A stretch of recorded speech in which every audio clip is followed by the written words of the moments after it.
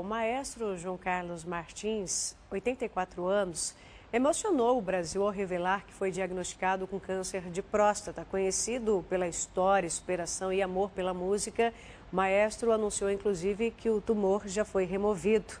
O diagnóstico trouxe à tona o tema saúde da próstata. De acordo com o Instituto Nacional de Câncer, a doença causa cerca de 15 mil mortes por ano no país. E para falar sobre esse assunto, nós convidamos aqui para estar nos nossos estúdios o urologista oncológico, o doutor Eliseu Bernardi Neto. Doutor, muito obrigada, pela presença, seja bem-vindo. Obrigado pelo convite, Silmara.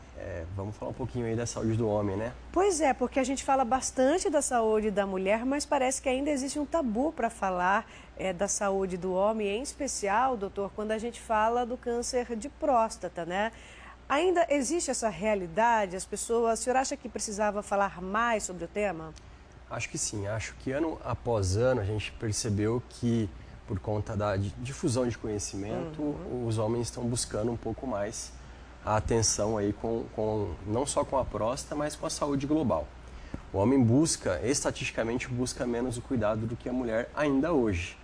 A gente percebe que as mulheres, elas inclusive levam os seus maridos, né, para consultório para que a gente faça uma investigação global. E sim, acho que com esse bate-papo, com as informações, a gente consegue trazer o homem para dentro do consultório. Pois é, quando nós acompanhamos um astro como é João Carlos Martins falando do tema, falando que teve que operar, né, pelo câncer de próstata, isso traz o tema e, de certa forma, acaba sensibilizando, em especial os homens que estão em casa acompanhando. O senhor disse, ainda acaba negligenciando, né, doutor?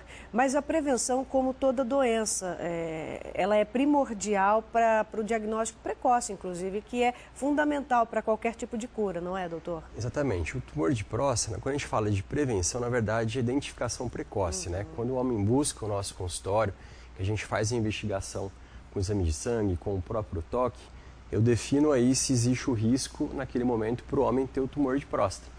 E a partir disso a gente vai adiante com exames de ressonância, inclusive a própria biópsia, e definimos se o tumor está instalado.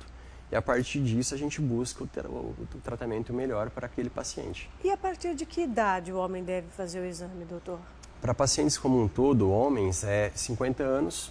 Aqui no Brasil é preconizado pela Sociedade Brasileira de Urologia.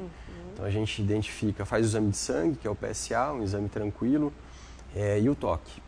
Através disso, se eu vejo alguma alteração em um ou outro ou em ambos, a gente progride para um exame de imagem. No caso, eu prefiro muito a ressonância, que é um exame bastante interessante para a próstata, e depois uma biópsia. Tendo a definição diagnóstica do câncer, a gente propõe a terapêutica. Existe... Detalhe, desculpe.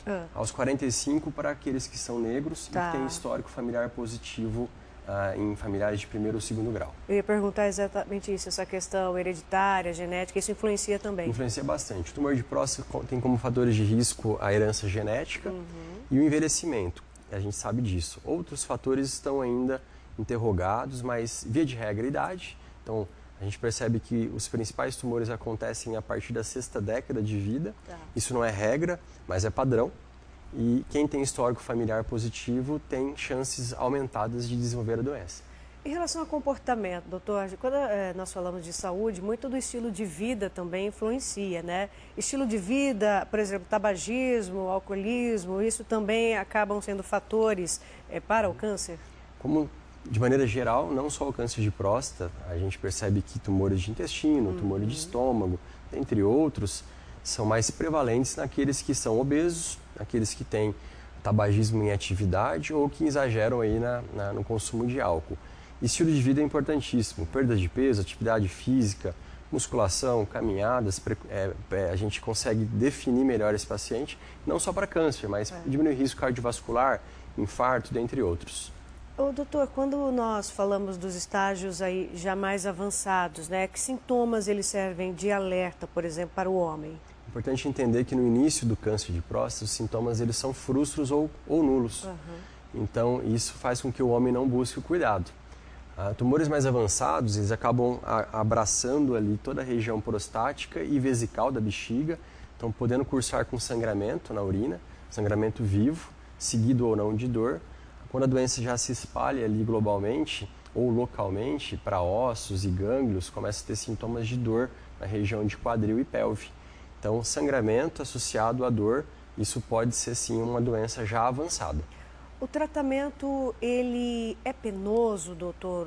Porque nós estamos falando de uma doença, né?